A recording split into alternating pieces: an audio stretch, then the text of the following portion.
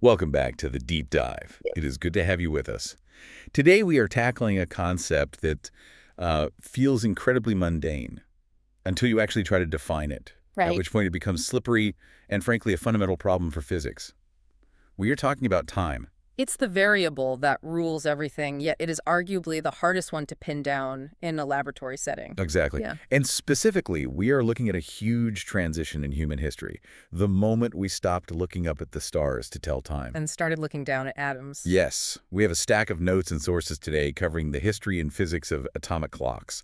It's everything from Isaac Newton's absolute universe to the 1957 engineering struggle to count atoms, and finally to the hunt for dark matter. It is really a story about precision engineering. It is about how we built a ruler for a dimension we can't even see. And the mission for this deep dive is to understand the incredible gymnastics, specifically electrical engineering gymnastics, required to make that happen. Because as the research shows, counting a second isn't as simple as just 1, 2, 3. Oh, far from it.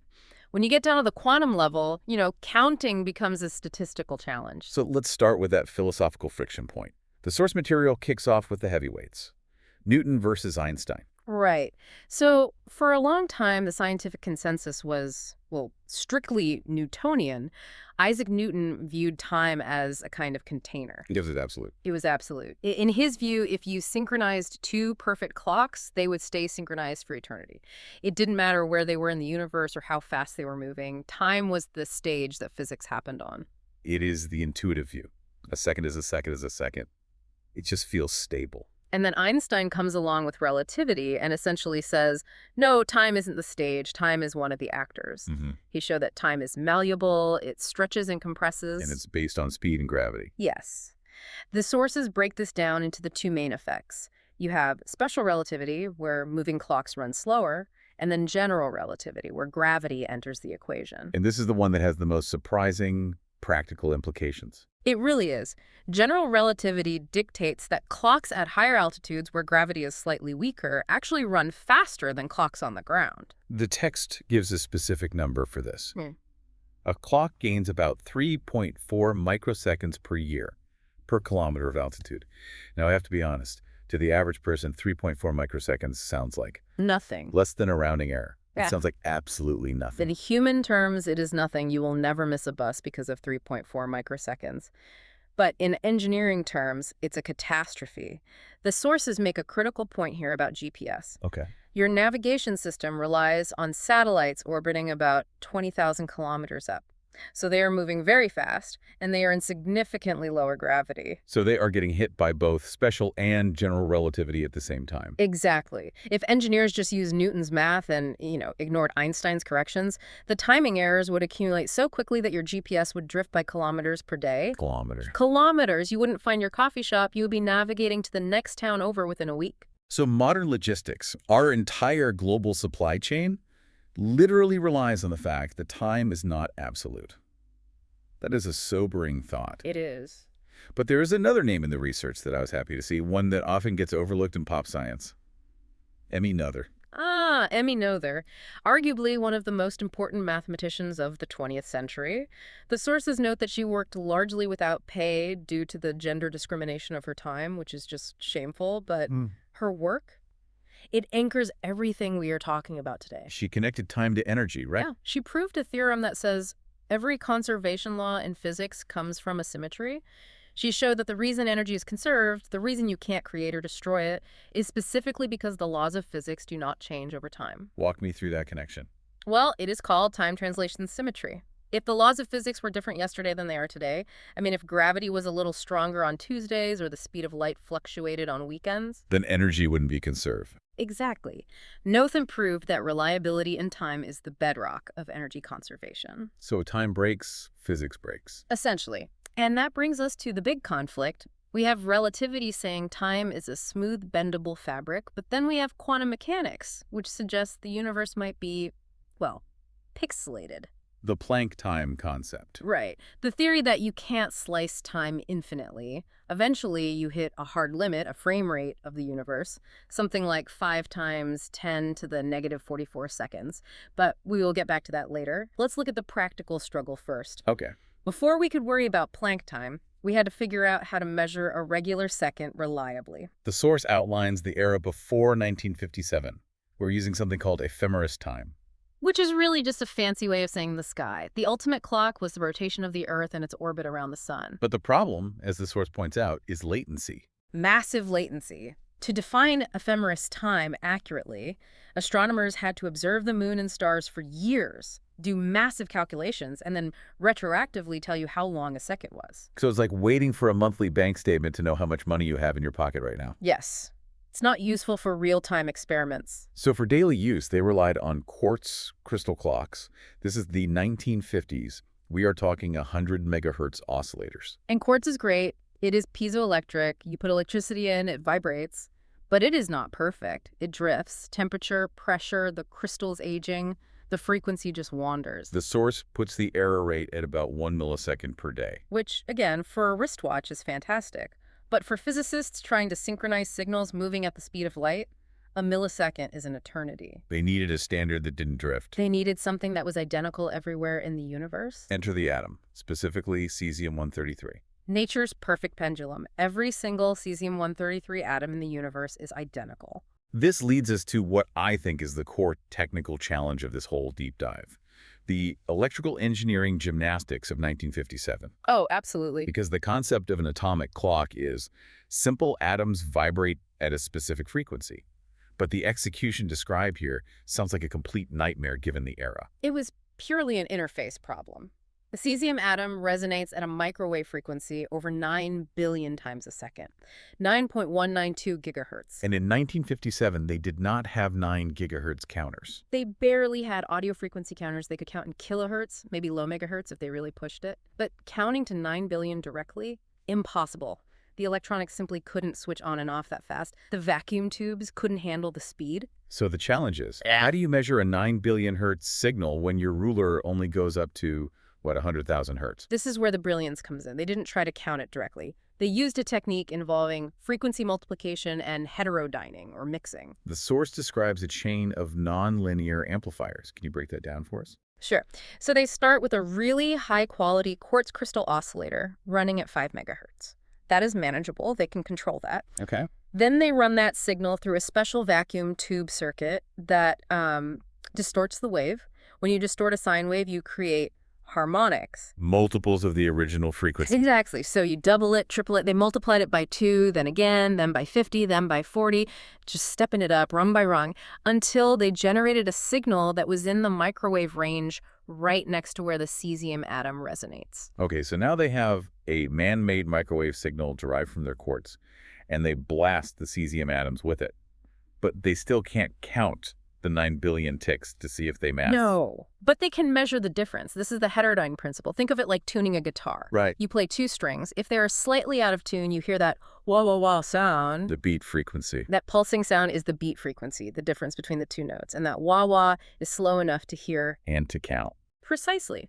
So the engineers mixed their multiplied quartz signal with the cesium resonance. If the quartz was slightly off, they would get a low-frequency beat note, maybe a few hundred hertz. Which they could count with their vacuum tubes. Yes, that is the aha moment. They measured the beat note, the error, and used that to algebraically calculate exactly how far off the quartz was.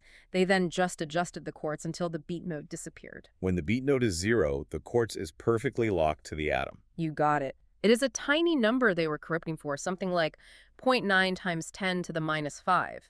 But correcting that tiny error meant the difference between a clock that drifts and a clock that defines time itself. And we have to talk about the hardware here. The source mentions the vacuum tubes. It notes that, assuming 1 bit per vacuum tube, a counter with a range of just 2048 required 10 tubes. It just gives you a sense of the scale. Today, a chip the size of your fingernail has billions of transistors. Back then, a transistor was often a hot, glowing glass bulb the size of a pickle. And the heat from all those tubes. Tremendous. Reliability was a total nightmare. Yeah. A single tube burning out would kill the whole calculation. It really highlights why this was gymnastics. I mean, they were pushing the absolute limits of analog electronics to touch the quantum world. And it worked. The accuracy jumped by a factor of 10, just like that, immediately. But interestingly, the source notes that the world didn't change overnight. It took 11 years for the official definition of the second to catch up. Well, bureaucracy is the one thing slower than ephemeris time. But in 1968, the international community finally agreed. I have the definition here. Is one of those things that sounds like a magic spell. A Ah. second is defined as 9,192,631,770 vibrations of the unperturbed ground state hyperfine transition frequency of the cesium-133 atom. It is a mouthful, but notice the precision, unperturbed. Ground state, they are defining the ideal condition of the atom. It is no longer about the Earth's rotation, which slows down due to tides and earthquakes. It is about a fundamental constant of nature. Why that specific number, though?